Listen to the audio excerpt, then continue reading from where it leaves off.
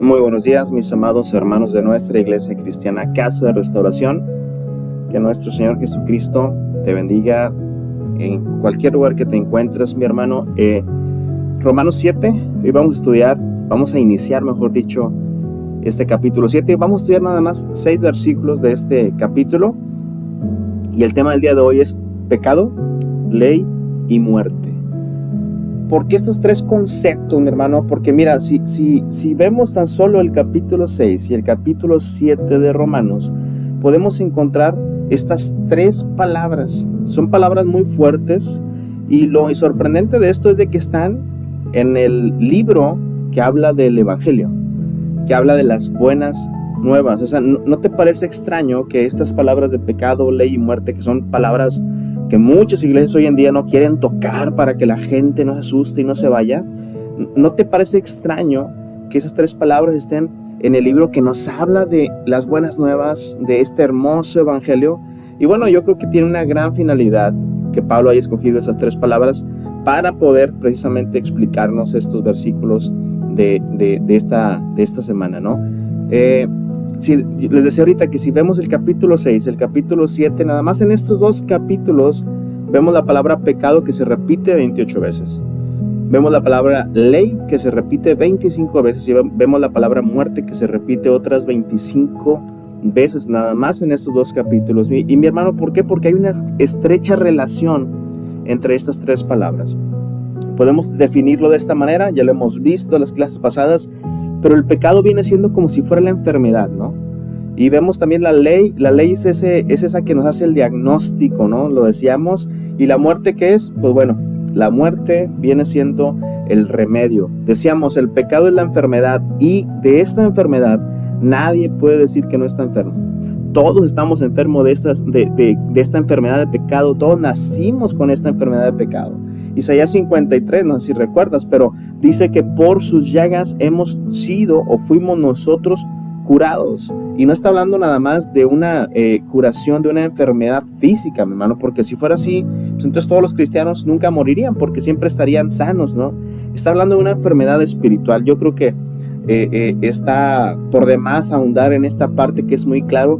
En la muerte de nuestro Señor Jesucristo, en sus llagas hemos sido curados todos de esta enfermedad que toda la generación, que toda la humanidad tiene cuando nace, que es el pecado. Por otro lado, vemos la ley. Lo explicamos hace algunas clases, y la ley es la que nos hace el diagnóstico, ¿no? Para poder identificar que estamos enfermos del pecado. La ley, decíamos, no vino para justificar al hombre. Nadie puede ser justificado por medio de la ley. La ley viene simplemente a revelar el pecado que ya existe en el hombre. Así que la ley es incapaz, o sea, nosotros como hombres, somos incapaces de cumplir la ley. Entonces, nuevamente, la ley no tiene la capacidad de justificarme delante de Dios. Yo quisiera leer contigo Juan 8, versículo 31. Vamos a leer del 31 al 36 para poder entender un poquito de lo que vamos a hablar el día de hoy, ¿va? Juan 8:31 dice la palabra del Señor. Dijo entonces Jesús a los judíos que habían creído en él. Ojo, había judíos que ya habían creído en Jesucristo. Ya creían, mi hermano, ya estaban del otro lado, habían creído en él. Pero Jesús les dice, si vosotros permaneciereis en mis palabras, seréis verdaderamente mis discípulos y conoceréis la verdad, y la verdad hasta entonces os hará libres. Le respondieron estos judíos, sabiendo la manera de ser de esos judíos, sabiendo la autoridad que esos judíos tenían, sabiendo el ego que estos judíos tenían. Ellos le responden y dicen, ¿qué te pasa? Si somos linajes de Abraham, jamás hemos sido esclavos de nadie. ¿Cómo dices tú, Jesús, que seremos libres? Versículo 34, Jesús le respondió, porque le está hablando de otro tipo de libertad. Jesús le responde y dice, de cierto os digo que todo aquel que hace pecado, mi hermano, esclavo es del pecado. ¿Ok? Pecado, esta palabra, todo aquel que hace pecado es esclavo del pecado. Y dice, lo interesante, que tenemos que quedarnos todos guardados. Y el esclavo del pecado, dice, y el esclavo no queda en la casa para siempre. Escucha, para poder entrar a la palabra, para poder entrar al reino de Dios, necesitas no ser esclavo del pecado. Dice, y el esclavo no queda en la casa para siempre. El Hijo sí queda para siempre. Así que si el Hijo, que es Jesucristo, os libertare, hermano, entonces seremos verdaderamente libres. Dos cosas que tenemos que entender de estos versículos de Juan 8, 31 al 35 y al 36. Lo primero, los judíos nuevamente ya habían creído en Él, como tú y como yo, pero dice, no son libres. Jesús le dijo, ustedes no son libres, y ya habían creído en Él. Otra cosa que tenemos que ver es la actitud de los judíos. Mi hermano, en ese momento ellos andaban completamente ciegos. O sea, ellos dicen, nosotros no somos esclavos de nadie. Mi hermano, ¿cómo no van a ser esclavos si fueron esclavos de los egipcios? Fueron esclavos, bueno, al menos la generación de los egipcios, de los persas. En ese momento eran esclavos también de Roma. Pero ellos no querían, mejor dicho, aceptar que eran esclavos en ese momento. Su ego no los dejaba aceptar que eran esclavos en ese momento. Así que, no sé si has visto las hormiguitas cuando las tienen en unas granjas de hormigas. Ya ves que es una tipo, que los ponen como tipo de vidrio estas granjas para poder ver cómo tienen sus nidos y cómo las alimentan. Si tú te pones y entrevistas a cada hormiguita, y si tú pudieras hablar este idioma de hormigas, estoy casi seguro que si tú platicas con ellas y le dices, oye, ¿ustedes qué se siente ser esclavos, no? ¿Qué se siente estar aquí en esta granja donde no tienes libertad, donde estás atrapado? Y ellos te van a decir, no, nosotros somos libres, nosotros estamos bien, de hecho trabajamos todo el día, hacemos nuestros túneles, hacemos nuestras casitas acá y salimos siempre, todos los días salimos por comida. No saben que esa comida alguien se las pone ahí, ¿verdad? Pero salimos por comida. Entonces las hormigas, ellas creen que son libres en esa granja y no son libres. Bueno, así de esta misma manera, mi hermano, es el problema que hay en muchas iglesias. Hay gente que está yendo a las iglesias y siente que es libre, pero no es libre porque sigue practicando el pecado. Ese es el gran problema.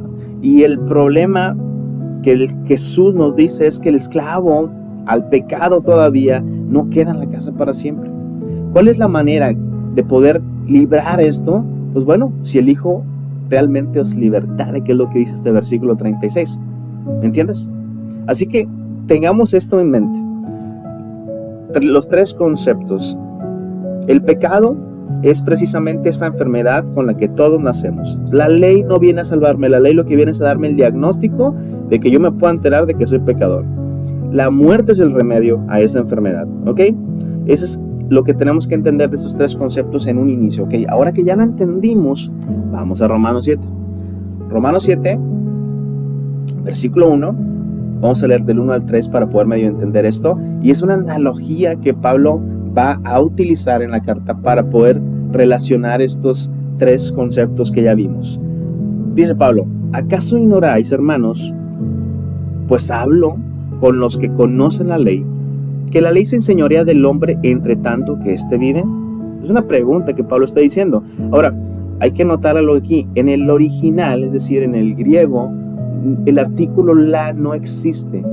¿Ok? Lo añadieron al español, pero Pablo está refiriéndose no a la ley de Dios, dice a los que conocen cualquier ley, a los que conocen la ley del mundo, cualquier ley. ¿Ok? Para que podamos entender más o menos. Dice, ¿acaso ignoráis, hermanos, que la ley se enseñaría del hombre entre tanto que éste vive? Porque la mujer casada, dice, está sujeta por la ley al marido mientras éste vive. Pero si el marido muere, ella queda libre de la ley del marido. Así que, si en vida del marido la mujer se uniere a otro varón, será llamada adúltera, es decir, va a cometer una violación a la ley, lo que se le llama pecado. En este caso es adulterio. Ella va a cometer adulterio. Dice, pero si su marido muere, entonces esta mujer es libre de esa ley. Ya la ley que antes la ataba ya no la va a poder atar porque el marido ya murió. Dice, entonces es libre de esa ley de tal manera que si se uniere a otro marido, es decir, la acción de pecado anterior, si se uniere a otro marido, no será llamada adúltera. ¿Ok? Entonces tenemos varias cosas en esta analogía. Número 1, una esposa. ¿Sí? Número 2, tenemos a su marido, el marido que tienen actualmente, Y hay una ley que dice que si esa mujer se une a otro marido, entonces hay un pecado que esta ley describe, que se llama adulterio. Así que aquí está la palabra relacionada. ¿Cuándo la ley ya no ejerce poder sobre la mujer? Cuando hay muerte. ¿Me entiendes? Cuando hay muerte, en ese momento la ley queda inhabilitada por completo. Y aquí viene lo sabroso. No sé si recuerdas JFK, o sea, John F. Kennedy, pero Harvey Oswald fue aquel personaje que asesinó a JFK, a John F. Kennedy. Y cuando apenas, si recordamos algo de la historia, cuando Harvey Oswald, esta persona, iba a ser enjuiciada, apenas iba a ser enjuiciada, alguien más llega en el camino y le dispara y lo mata. Lo interesante de esto es que Lee Harvey o Harvey Oswald nunca fue juzgado por la ley. Nunca fue hallado culpable porque nunca hubo juicio con esta persona. La ley no tuvo poder para condenar a Oswald porque donde hay muerte, mi hermano, la ley queda inoperante. ¿Me entiendes? O sea, sí lo mató, sabemos que él lo cumplió, pero ante la ley de Estados Unidos no fue hallado culpable. ¿Por qué? Porque nunca llegó a juicio porque murió. ¿Me entiendes o no me entiendes? Así que, nuevamente, yo tengo una enfermedad que se llama pecado, ¿sí? Y la ley no puede inhabilitar ni curarme. La ley lo único que hace es dar su diagnóstico y condena al hombre porque está escrito que cualquiera que infrinja uno de esos mandamientos va a morir. Lo único que puede deshabilitar o inhabilitar la ley para condenarme, mi hermano, ¿qué es? La muerte. Es lo único que puede inhabilitarnos contra la ley. Imagínate, no sé, tú o yo, vamos a imaginar que le debo una lana, no al banco, le debo varios préstamos que saqué y me están buscando para cobrarme, ¿no?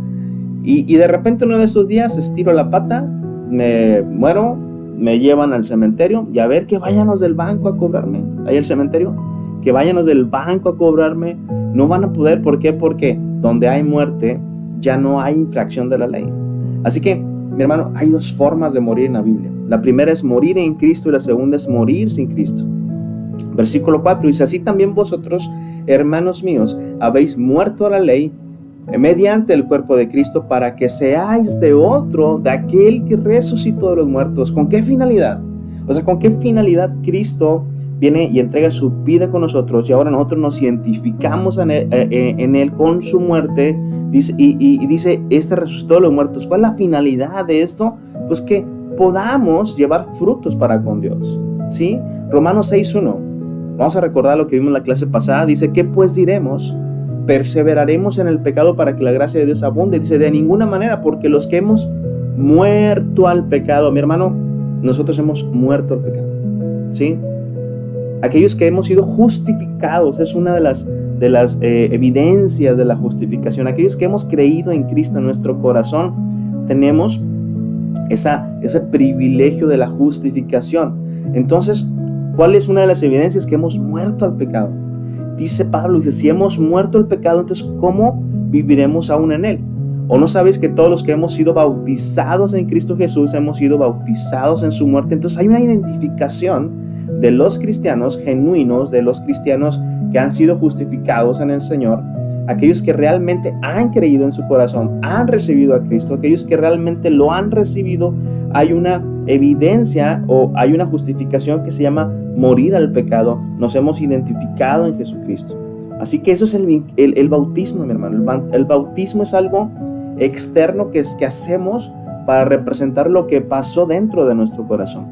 El bautismo nos vincula, nos une a Cristo, y cuando Cristo murió, dice Pablo aquí en el capítulo 6, morimos nosotros juntamente con Él. Y ya, mi hermano, a partir de ahí no hay ley que pueda cobrarnos las deudas, ¿no? Esto es lo padre de esto. Esto es lo hermoso, porque de repente dices: mi hermano, es que sigo cayendo en el pecado. O sea, de repente ya me enojé allá con mi esposa, de repente ya le hablé mal a mis hijos, de repente me enojé con alguien en el trabajo y volví a caer. Mi hermano, tranqui, ¿sí? Si realmente has aceptado a Cristo en tu corazón, hay esa evidencia de que tú has muerto a la ley, y aunque estés haciendo o aunque hayas caído, la ley no puede operar en este momento en ti. No va a operar en ti. Ahora, nuevamente, no es permiso para pecar, ¿ok? La justificación del Señor no es un permiso para que tú y yo pequemos. Ya lo vimos en la clase pasada, ya lo vimos en Romanos 6. ¿Qué pues diremos? ¿Perseveraremos en el pecado para que la gracia de Dios abunde? Dice Pablo, ni se te ocurra, en ninguna manera. ¿Por qué? Porque si ya morimos de esa naturaleza, ¿cómo vamos a seguir haciendo o dando frutos de una naturaleza que hemos muerto? Si lo sigues dando, entonces quiere decir que no has muerto a tu antigua naturaleza. ¿Me explico? Así que, nuevamente, ¿cómo podemos morir a esto? Dice, o ¿cómo podemos librarla? Juan 8:36, lo vimos ahorita. Si el Hijo de Dios realmente os libertare, ¿cómo me liberta el Hijo de Dios? Cuando yo creo en Él y nos identificamos en su muerte. Hermano, esto es lo aplicable a mi vida, ¿sí? Porque todos podemos decir, no, sí, yo ya soy justificado. Todos podemos decir, yo ya realmente acepté al Señor en mi corazón. Cristo, Jesús es el Rey de mi vida. Todos podemos decir esto, pero la parte aplicable de esto es, ¿cómo puedo yo identificar si realmente he muerto a mi antigua naturaleza? Bueno, honestamente es cuando tú mueres en Cristo, se nota porque mueres a tus metas, mueres a tus deseos, mueres a tus pasiones, mueres a tus sueños, mueres a tu propósito, mi hermano. ¿Para qué? Para resucitar en un propósito diferente. El propósito de Cristo ahora ya no es más mi propósito, sino ahora es el propósito de Cristo. Y ahora tú puedes decir, oye, pero qué exagerado eres. O sea, ¿cómo es posible que tenga que morir a todo esto para yo poder realmente entender que Cristo ahora está gobernando en mi vida? No puede ser posible que yo tenga que dejar todos los años que estudié, todos esos años de estudio, toda esa carrera. Y cuando se me presente una oportunidad de trabajo, tengo que preguntarle a Jesús, oye, pues si fue por mi esfuerzo, ¿no? Que yo estudié tanto, yo me quemé las pestañas estudiando y pasando esos exámenes, y ahora con tanta experiencia en mi trabajo, si me ofrecen una oportunidad, yo la acepto. Hermano, aceptarla así nada más porque sí, sin consultar a Jesús, quiere decir que sigues tú en tus propósitos, tú en tus metas, tú en tus sueños. El morir en Cristo Jesús, el realmente morir, mi hermano, es dejar esos sueños a un lado y dejar que Él tome el trono, que Él tome el control de nuestras vidas. Yo no te digo que no aceptes esa oferta de trabajo, lo que sí te digo es que consultes con el Señor si es por ahí donde debes de seguir caminando en tu vida. Si es una decisión correcta, no es una decisión correcta, porque tal vez esa oportunidad te la está dando el Señor, pero tal vez no. Entonces, ¿qué tenemos que hacer? Depender del Espíritu Santo. Es lo único que tenemos que estar haciendo tú y yo, estar dependiendo del Espíritu Santo. Eso es morir. Ahora, que yo sepa, dice el proverbio, no sé si recuerdas, pero el proverbio dice que hay muchos caminos que el hombre desde aquí los ve como si fueran caminos rectos. Y yo digo, no, pues está muy padre este camino que viene para acá. Y este camino también se ve muy bien. Ese trabajo que me ofrecieron se ve muy recto ese camino. Yo creo que no hay problema. Hay muchos caminos que al hombre le parecen rectos, le parecen perfectos, pero al final de todo son caminos de muerte. Es necesario que aquellos que hemos muerto a Cristo nos quitemos del trono de nuestro corazón y dejemos que se siente el Rey de Reyes y Señor de Señores en nuestras vidas.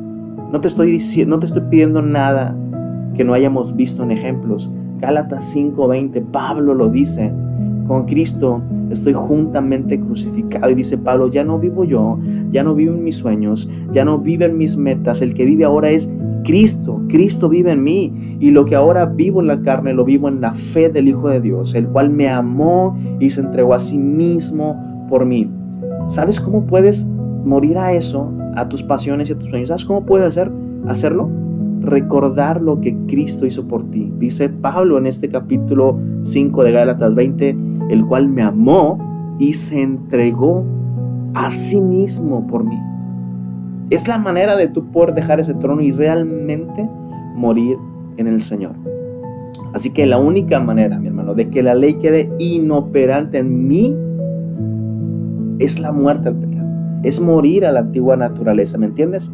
No se trata de decir sí creo en Cristo. No se trata de cantarle bien bonito todos los domingos en alabanza, que cuando vas a la iglesia. No se trata de gozarte en la comunión con los hermanos. Se trata de morir al pecado, ¿ok? Se trata de morir al pecado, y cuando mueres al pecado, entonces la ley ya no opera en tu vida, queda inoperante, ya no tiene poder para condenarte. Colosenses capítulo 2, versículo 2 en adelante, sepultados con Él en el bautismo, en el cual fuiste también resucitados con Él mediante la fe en el poder de Dios que levantó de los muertos. Y a vosotros, estando muertos en pecados y en la incircuncisión de vuestra carne, os dio vida juntamente con Él, perdonándoos todos los pecados, anulando el acta de los decretos que había contra nosotros. ¿Cuál acta?